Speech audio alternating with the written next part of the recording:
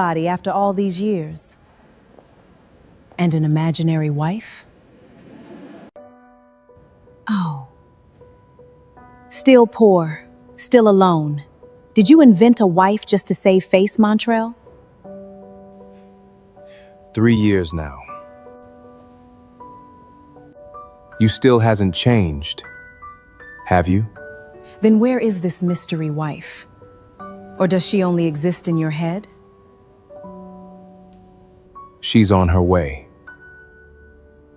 Sure she is, inventing an entire marriage, almost sad.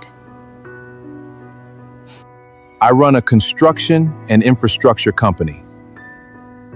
We just closed a contract with the city. My name is Elias Waverly. I'm 44 years old, and for most of my adult life I believed in one rule: build in silence, and let the results speak when they're ready.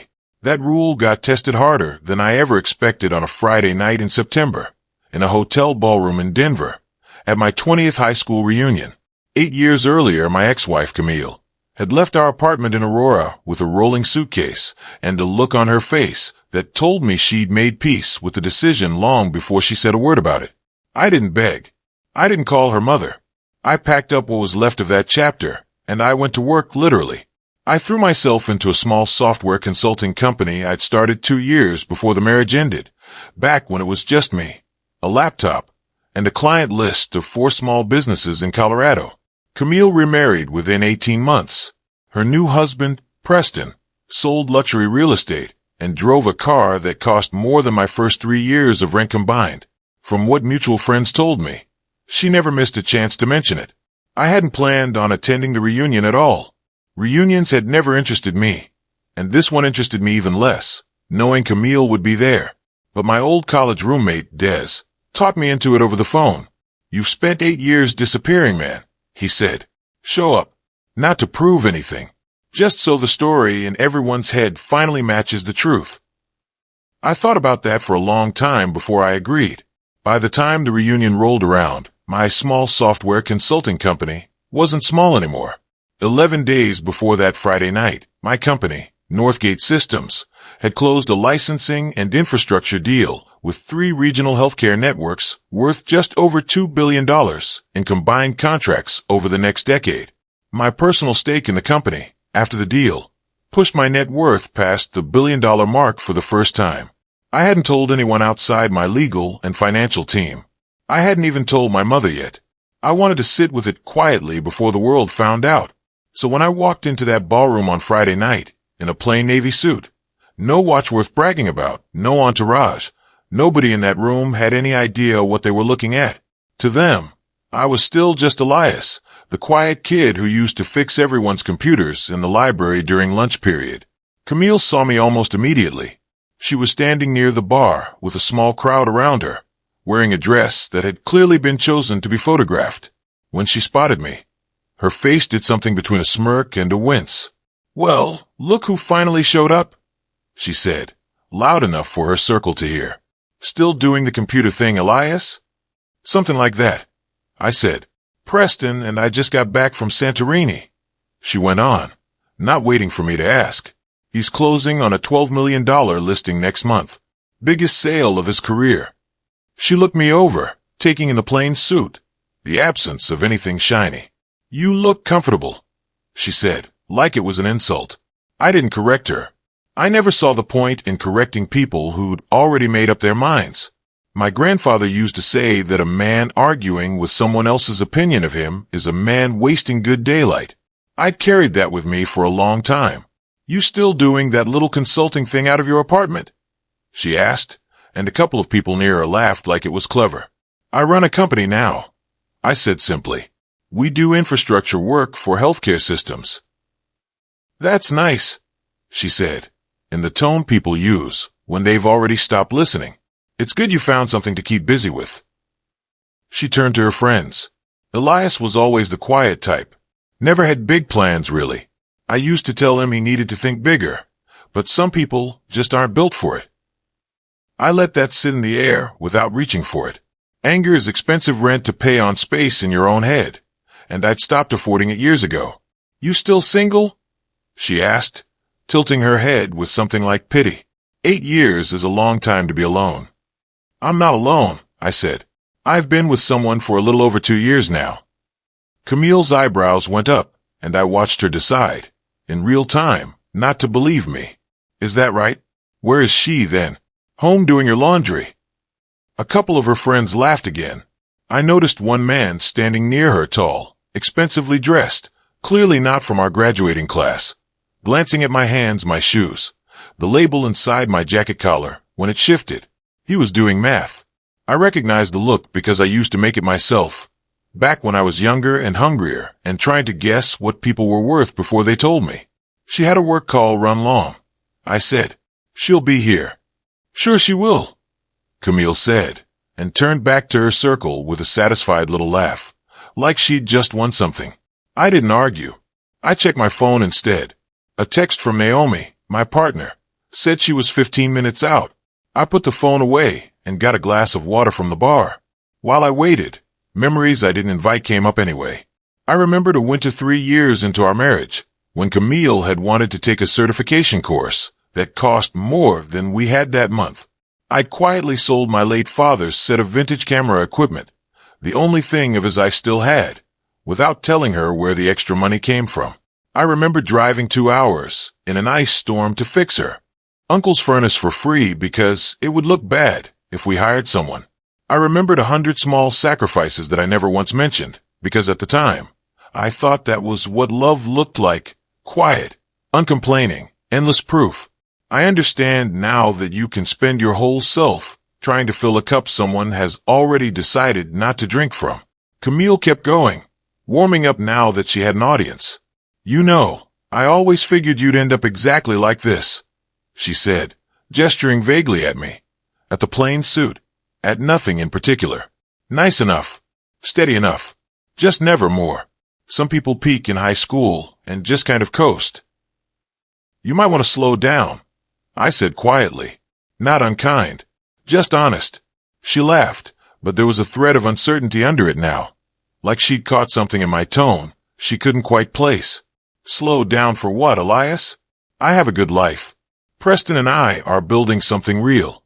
"What exactly are you building?" Across the room, I noticed a woman I hadn't seen in 20 years, Priya, who used to run the debate team and now, according to Des, worked as a financial auditor for a firm that handled institutional deals. She was watching the exchange with her arms crossed, and an expression I remembered well from high school. The look she got right before she corrected someone's facts in front of the whole class. That's when the doors at the far end of the ballroom opened, and the room did that thing rooms do when someone worth noticing walks in. Naomi. She wore a deep green dress, her hair down, moving through the crowd like she'd never once needed anyone's permission to take up space. I heard someone near the bar whisper, "Wait, is that Naomi Cho, the one from the housing initiative on the news last month?" Heads turned. Camille turned too, to see what everyone else was looking at, and I watched the color shift in her face as Naomi crossed the room straight to me, took my hand, and pressed a quick kiss to my cheek. "Sorry I'm late," she said. "The city council call ran 40 minutes over." Camille's mouth opened, then closed. "You're together?" she finally managed. 2.5 years, Naomi said, warm and unbothered. "He's told me a lot about this place. Good to finally put faces to the stories." Camille tried to recover. "That's wow. I had no idea Elias had someone like you." "Most people don't take the time to find out what someone actually has," Naomi said. Not sharp, just true. While Camille was still finding her footing, my phone buzzed. A message from my CFO, flagged urgent, confirming that the healthcare licensing deal had officially been announced on the wire that evening. 11 days of legal review finally complete. I didn't say the number out loud. Some things don't need volume to land. "So what exactly do you do now?" Camille asked, her voice a notch higher than before, testing the ground carefully. "Still the computer thing?" "I run Northgate Systems," I said. "We just closed an infrastructure deal with 3 healthcare networks. It's a fairly large one." The tall man beside Camille, Preston, I assumed, shifted his weight and said something low to her that I didn't catch, but I saw the concern flicker across his face. He'd clearly been the one doing math on my watch and my shoes all night, and the math had just stopped adding up the way he'd expected. That's when Priya crossed the room, arms still folded, and joined us without waiting for an invitation. "Camille," she said, voice even but carrying. "I think it's worth mentioning, since we're all catching up, that Elias has been quietly funding the STEM scholarship at our old school for the last 5 years. Full rides, 6 kids a year. Nobody's name was ever attached to it publicly. I only found out because I do the audits for the foundation that manages the fund." A ripple moved through the small crowd. Someone murmured, "Wait, that's been him this whole time."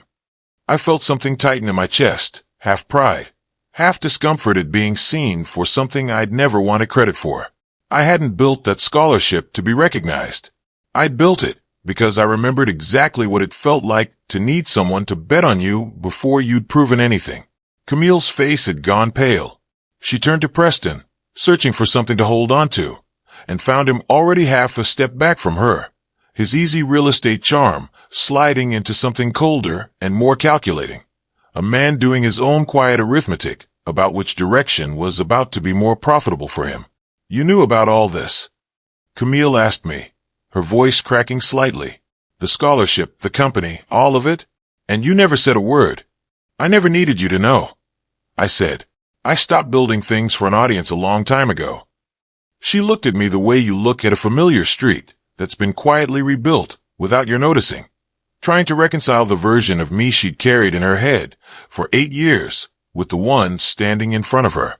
"Why didn't you ever fight for us?" she asked, quieter now, the performance gone out of her voice completely. "Back then, why did you just let me go?" I thought about that question honestly before I answered, because for a long time I believed if I worked hard enough, stayed patient enough, you'd eventually choose me the way I'd chosen you. I said, "I didn't want to force it. I wanted you to see it on your own." I paused. "You never did. And at some point, I stopped needing you to." She didn't have an answer for that. Preston, sensing the room's mood shift decisively, away from him, muttered something about needing to make a call and drifted toward the exit, leaving Camille standing alone in the middle of the circle that had laughed with her 20 minutes earlier and now found other places to look. I didn't feel triumph watching it happen. I'd imagined this moment differently more than once over the years. Imagined saying something cutting, something that would land the way her words used to land on me. Standing there for real, I found I didn't want to say any of it. There's a version of vindication that shouts, and there's a version that simply stands still and lets the truth finish the sentence for you. I'd spent 8 years learning the difference. "I should go," Camille said finally, her voice smaller than I'd heard it all night. I didn't stop her. Naomi's hand stayed steady in mine. Across the room, Priya gave me a small nod, like she'd been waiting years to say what she'd said and was glad the moment had finally arrived on its own terms. Naomi and I left not long after. We didn't say much in the car, driving back through downtown Denver with the windows cracked just enough to let the cool night air in. She reached over at a red light and put her hand on my arm. "You okay?" she asked. "Yeah," I said and meant it. "I think I actually am." At home, I stood in the kitchen while she put the kettle on out of habit more than need. A small ritual we'd built together over 2 years, 10 quiet minutes before the day was allowed to end. I thought about the version of myself who used to sit at a much smaller table doing math at midnight, trying to figure out how to stretch one income,